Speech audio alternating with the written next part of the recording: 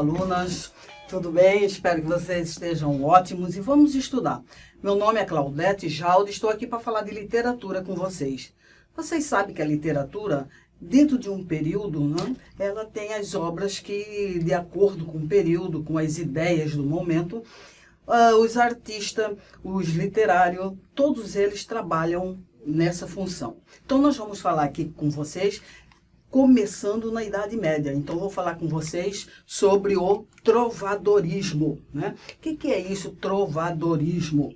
Então, no trovadorismo, nós temos a idade mais longa, né, do período da história, são divididas em duas partes, né, a Idade Média e a Alta Idade Média, e é nesse período que nós vamos falar. Nesse período do trovadorismo, da Idade Média, nós temos três escolas, né, que é o trovadorismo, o humanismo, e vai até o classicismo. Então, nós vamos falar dessas primeiras escolas, depois nós vamos continuar para dar a ideia, a dimensão da literatura para vocês, tá? E como a literatura, nós estamos falando contexto histórico, nós temos que situá-la em que momento, como que está essa situação, como que está esse lado. A Idade Média foi o período mais longo da história, tanto foi dividida em duas, né? Então, nós vamos ver nesse período o que estava acontecendo, como que era essa organização social, como que estava conquistando Portugal, por exemplo. Ele começa a reconquista, né, das terras. Então, quando isso está, eles vivem guerreando, eles vivem conquistando terra. Então, com isso, né, quando Dom Afonso, né, apodera dessa cidade, Cantiga da Ribeirinha, de Paio Soares, ele começa a incutir isso dentro dessa sociedade e é aceita pelo povo. Sabe que é o trovadorismo, né? Ele está dentro dessa organização social. O rei, aí tem os duques, a nobreza, tem os baixo clero e tem os soldados. Por que e os vassalos? Por que isso é importante para a gente saber? Porque essa organização social, ela vai estar inserida nas obras literárias do trovadorismo. Então, vejamos. Olha lá, ó, os clérigos portadores da fé cristã. Então, eles vão rezar, então é isso que tem. A nobreza, ele vai, né, trabalhar para isso. E os servos e os soldados é o que combate e o que trabalha. Então, que vai sustentar toda essa pirâmide. E como que é a igreja dentro desse período? Olha aqui, teocentrismo. O que é isso? É Deus no centro de todas as coisas. O trovadorismo, ele tem isso. Deus, tudo que eu faço é porque o Deus quer. Tudo graças a Deus. Essa é uma expressão que vem desde aí. Então, o teocentrismo, o homem, ele não tinha, o homem feudal, dentro disso aqui, ele não tinha a necessidade de adquirir bens. Então, tudo que ele tinha era apenas para sobrevivência e salvação da sua alma. Então, quando a igreja coloca isso nos servos, quem que trabalha isso? Você sabe que nós estamos vivendo aqui a época do feudalismo. Depois vocês passam lá na história e dão uma estudada. Então, esse feudalismo eram divididos em feudo, onde os vassalos trabalhavam para essa terra e a base de troca ele sustentava e ele adquiria, protegia esse servo. Então, isso se chama vassalagem. Por que que isso é importante? Nós vamos ver lá na obra literária do trovadorismo.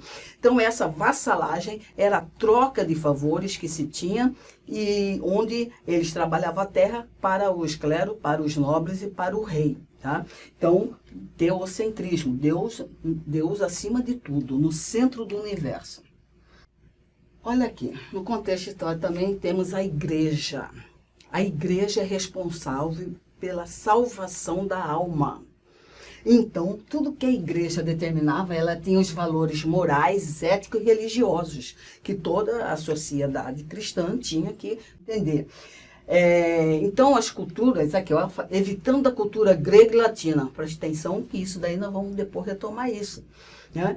Então, lá da antiguidade, não pode, não deve e tal. Lembra-se que, nessa época, eram poucos que sabiam ler e escrever. Eram os nobres, os cleros, é o que sabia ler e escrever.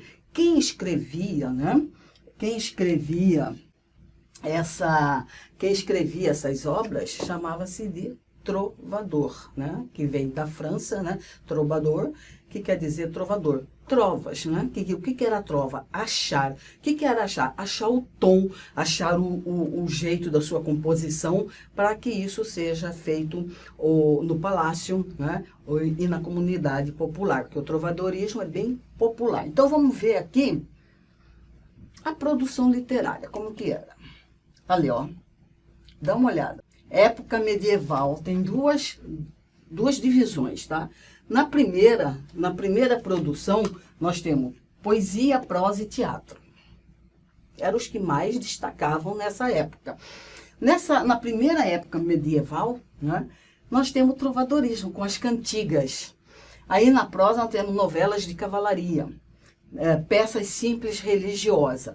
Já na segunda metade, que nós vamos lá para o humanismo, que é dividido, nós temos a poesia palaciana, que não difere muito aqui, nós vamos ver a crônica de Fernão Lopes e Gil Vicente, que foi o maior representante do teatro português, tá ok? Vamos então lá. Ali, o que é isso? Alaúde. Por que a alaúde está importante, tá aqui? Porque as cantigas, por que chama cantiga? As poesias eram acompanhadas de um instrumento musical. Então, elas eram cantadas, era oral, porque como ninguém sabia escrever, era cantada. Era para que as pessoas assimilassem a letra e cantavam nas festividades. Então, o trovador é o poeta, jogral, né? É o cantor, tem os menestréis, né? Tudo, né? Então, era uma grande festa que se fazia com as cantigas. Então, aqui, ó, como que as cantigas se classificam? Primeiro, nós temos o gênero épico e o gênero lírico, tá? Nesse gênero épico, né? Nesse gênero lírico, nós temos as cantigas de amor e cantigas de amigo. E no gênero satírico, nós temos cantigas de escárnio e cantigas de maldizer. Elas eram divididas, cantigas, nessas 4 subdivisões. Por quê? Eles escreviam tanto para cá como para isso aqui, e nós vamos ver essas características que na época era fantástica, era fenomenal. Vamos lá. Por que eu tenho que saber o que é característica de amigos? Tá? Então vejamos. O que é característica de amigo? Como que eu sei, quando eu deparo com 2 textos, como que é cantiga de amigo, como que é cantiga de amor? Então vamos lá. Característica. Todos eles escreviam através disso aqui. Lógico que a cantiga da Península Ibérica, ela vem da França, ela vai se moldando ao país. O trovador, ele procura traduzir aqui, ó, os sentimentos femininos. Então, primeira característica que eu tenho que ver, o eu lírico. Lembra-se que o trovador escreve, o nobre escreve, mas o eu lírico que ele coloca na cantiga de amigo é a voz da mulher. É a mulher que está ali, o eu lírico é a mulher. Então é a mulher que vai falar, é a mulher que vai dizer esse poema. O eu lírico é a voz feminina, né?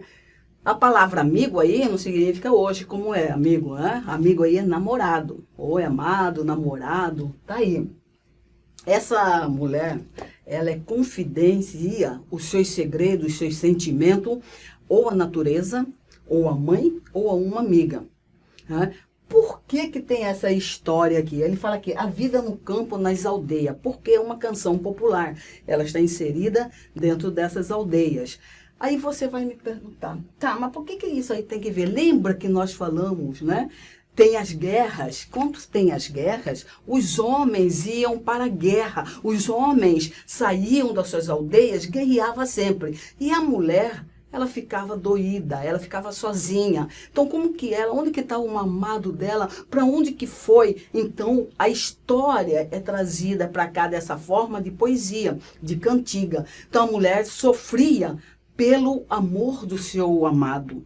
Onde é que ele se encontrava? Guerra, ninguém sabia por onde que ele estava. Notícia durava chegar. Então, quando ela sentia esse desespero desse amor, ela perguntava ou para a mãe, ou para a amiga, ou para a natureza, cadê seu amado? Daqui a pouco nós vamos ver. Então, isso daí é essa característica de cantiga de amigo. Tá?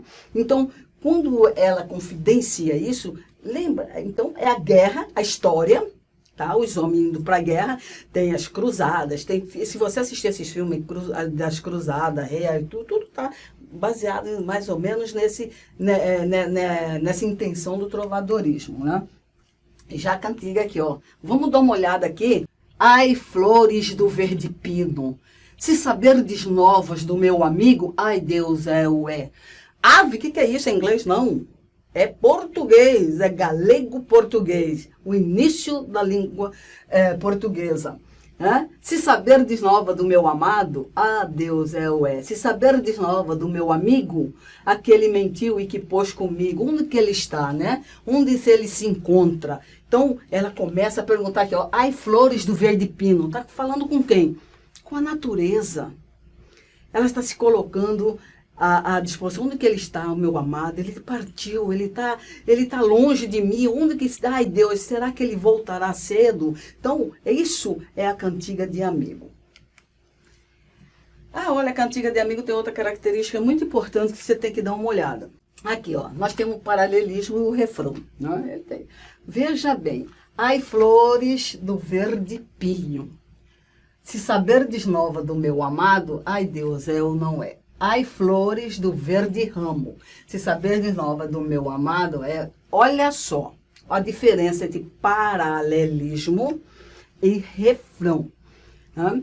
Aqui, ó, pinho e ramo é o mesmo verso com uma pequena variação no final. Isso se chama paralelismo. Agora, o refrão é a repetição do verso igual em cada início ou final de estrofe. Então, nós temos o refrão. O refrão vocês conhecem, né? É o bis que a gente tem hoje na nossa música moderna, né? Então, tá aqui, gente. Isso daqui é característica de cantigas de amigo. Não esqueça isso. Mais tarde vocês vão ver por quê. Eu tendo essas características imensas, pronto, eu posso fazer associações. Se tem uma redação lá, se associa. Tem uma interpretação que você pode associar. São associações, tá ok? Vamos lá. Olha só. E a cantiga de amor, como que ela é? Ela também é originada, né, da Provença do Sul. Veja bem, ela vai agora aqui, o eu lírico é a voz masculina. É o sofrimento que o eu lírico tem pela sua amada. Aqui expressa esse amor distante, o amor cortês. Ele sofre, isso chama-se coita, né? Esse sofrimento. O amante vive sempre, né, em estado de choque, aquela submissão ao amor. E aqui o ambiente é no palácio. Agora ele vai falar desse amor, né? Desse amor que consegue no palácio em relação à sua amada. Aqui a mulher é idealizada, é inatingível. Ele ama, ele sofre por essa mulher, mas eles não têm um relacionamento presencial. A cantiga de amigo, sim, tem. Ela é namorada do cara, ela é esposa, ela é amante, ela é o que quiser, mas está ali, é real. Já que na cantiga do amor, o homem sofre por amor dessa mulher. Então é o amor cortês. Aí ele faz o quê? A vassalagem. O que é vassalagem?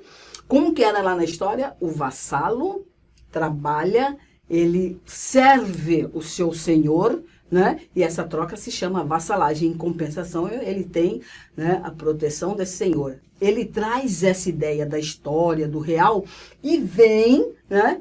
E vem na poesia e ele se humilha, ele se submete, ele é submisso a esse amor. Tá? Olha que coisa mais linda, né? Então, isso aí é a cantiga de amor. Olha, senhora, a senhora aqui é o tratamento respeitoso que ele tem para a amada. Quando ele fala que senhora, é a minha senhora, né? A amada que ele tem. Pois aí, ó, pois senhora, quanto apenas dor, e nenhuma alegria me causeis. Ó, eu tenho muita dor e nenhuma alegria você me dá. Se soubesses o mal que me fazes, posso jurar, perdoa-me, Senhor. Posso jurar, perdoa-me bem. Ah lá. Não me querendo nenhum bem, embora se soubesses a pena que me dás, posso jurar, de boa fé, senhora, que sentirei compaixão de mim. Ah, dá uma olhada, cara. O homem falando, poxa, eu te amo tanto, hein? E você não me olha. Se você soubesse o quanto é o meu sofrimento, você me dava uma razão. Tá? Então dá pra gente ver essas cantigas. Já a cantiga de escárnio e de maldizer, ela vai ser o que nós temos hoje, ó. Sátira que eles vão fazer diretamente ou indiretamente. Maldizer direto, escárnio indireta. E a mesma coisa, como a sátira que hoje todos nós temos. Aqui, ó. Aí, dona feia, fosse vos queixar, que nunca vos louve meus cantar, mas agora quero fazer um cantar que vos louvaste de modo que quero ver louvar. Dona feia, velha e surda. Aí, ó, dona feia, velha, se eu falar isso numa poesia para alguém, tá mandando isso para alguém, tá? Então, cantiga de escárnio. Já a cantiga de maldizer é direto. Olha lá, ó. Meu senhor arcebispo, onde eu excomungado, aqui, porque fiz lealdade, enganou o meu pecado. Aqui ele tá falando com o arcebispo, então é direto, ele tem nome, tá? Então, para vocês verem que isso daí não é bicho de sete cabeças. Ah, João e Maria, o que tá fazendo aqui? Isso é de Chico Buarque. Pegue essas músicas, quem tá afim mesmo de trabalhar, pegue as músicas de Chico Buarque, o nosso maior trovador. Essa cantiga, aqui ó, João e Maria. Você diria que João e Maria se assemelha a que tipo de cantiga? Olha lá, ó. Agora eu era o herói, o meu cavalo só falando em inglês, a noiva e o cowboy era você de outras coisas. Aqui ó, e você era a princesa que eu fiz coroar. E era linda de se admirar, que andava nua pelo meu país. Pronto! Quem que é a princesa? Cantiga de amor. Ai, você é tudo. E onde que eu tô? Vou em busca de você. Tá aqui, cantiga de amor. Tá. E Ronda? Olha lá, ó. A Ronda. Ela sai à noite a procurar quem? O rapaz. Qual que é a característica aí? Aqui é a voz feminina que tá. O que ela está fazendo? Está indo em busca dele que saiu, lógico. Lá é porque ele vai trabalhar, vai para as cruzadas, que ele está rolando dadinho no bar, né? Então aqui, ó, você vai pegar essas músicas parecidas, ela tem uma conversa, ela tem uma intertextualidade com a cantiga trovadoresca fantástica. Tá aqui, ó, cantiga de amigo, tá?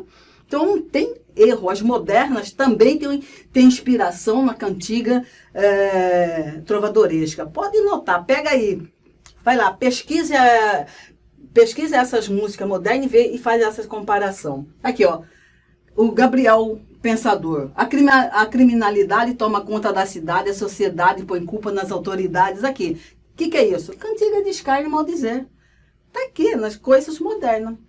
Cordel. Não esqueça, cordel é próprio da cantiga trovadoresca. Olha lá, ó. Eu vi narrar um fato que fiquei admirado. Um sertanejo me disse que nesse século passado viu enterrar um cachorro com honras de um potenteado. Então ele vai tecendo, ele vai fazendo essa narrativa com as rimas, e os versos também, todos em redondilha maior ou redondilha menor, a cantiga trovadoresca. É um texto, né, que pode cair no Enem, né? A afirmativa é correta em relação ao trovadorismo. Ondas no mar de Vigo, se viste meu amigo, ai Deus verá cedo. Onda dos mar levado, se viste meu amado, e Deus se verá cedo. A primeira coisa que você tem que saber, essa cantiga de amigo, de amor, não é maldizer. Bom, se ela está falando mar de Vigo, ela está conversando com a natureza. Falou amigo, sem sombra de dúvida, é cantiga de amigo. Então vamos lá. Qual que é a afirmativa correta em relação a esse tema? Um dos temas mais explorados por esse estilo da época é a exaltação do amor sensual entre nobres e mulheres camponesas. Será que é isso? Não é? Desenvolveu-se especialmente no século XV. Século XV? Trovador não é século XV, é século XVIII, século XIII. Então já é absurdo essa D. Devido ao grande prestígio que teve durante toda a Idade Média, foi recuperado pelos poetas da Renascença, época que alcançou nível estético insuperável. Vamos ver depois. Não, Renascença é classicismo. Valorizou recursos formais que tiveram não apenas a função de produzir efeito musical, como também a função de facilitar a memorização, já que as composições eram transmitidas oralmente, e também, né, redondilha maior, redondilha menor, para que isso conseguisse se refletir.